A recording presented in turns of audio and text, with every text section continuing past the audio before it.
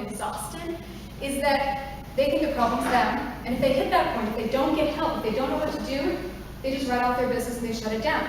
Because most of us, when push comes to shove, we pick our families and their sanity over profit. And if you sit there and you don't see a solution, or if the solution is too far away, they'll shut it down. It's one of the reasons we have such a high rate of female entrepreneurship in the state. We also have a huge churn rate of businesses starting and closing and starting and closing.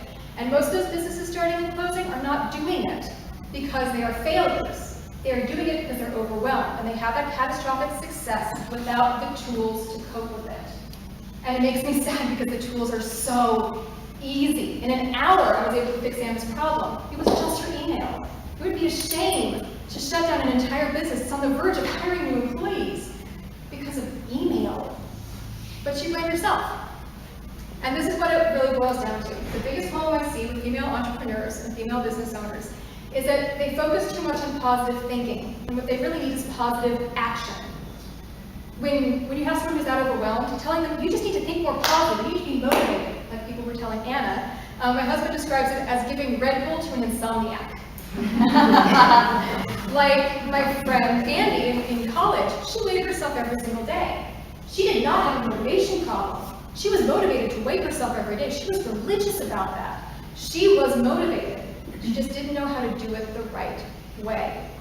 And that's what happens. And sometimes, especially as women, we're more comfortable turning to the soft skills, which are valuable skills. I'm all for positive thinking and square shoulders. I am all for optimism and moving forward. But you've got to pair positive thinking with positive action. You've got to use the right tool for the right job. You can't go to driver's ed when you really need to dig into your engine and fix it. Now, on the same note, when a weird sound happens in my car, I go into, oh my gosh, is it going to break down? I need to pull over mode, because I'm scarred by my car breaking down in the middle of Montana, with my 2 small children and being stranded in Butte for 2 days.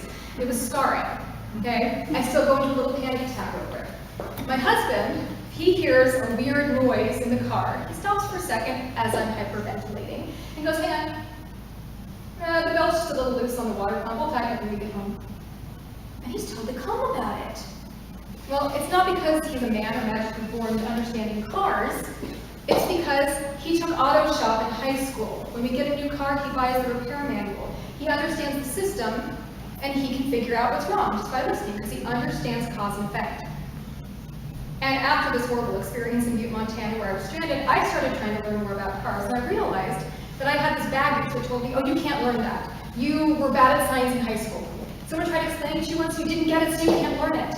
And a lot of female business owners are fighting against that. They've heard that all this business management stuff is statistics and spreadsheets, and I got a lot of test anxiety over math in high school, and I'm done with the SATs, and I never have to take those classes again. No, thank you.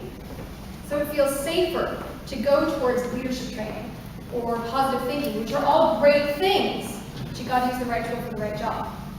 You can learn these skills. They're not hard. They really aren't. You just have to believe that you can actually do it and be willing to look for how to apply in your own businesses. When that happens, you push through that rut and you're able to keep functioning. And that is what we do as crisis managers. Yes, we can come in if you're having a panic attack and we can fix your business.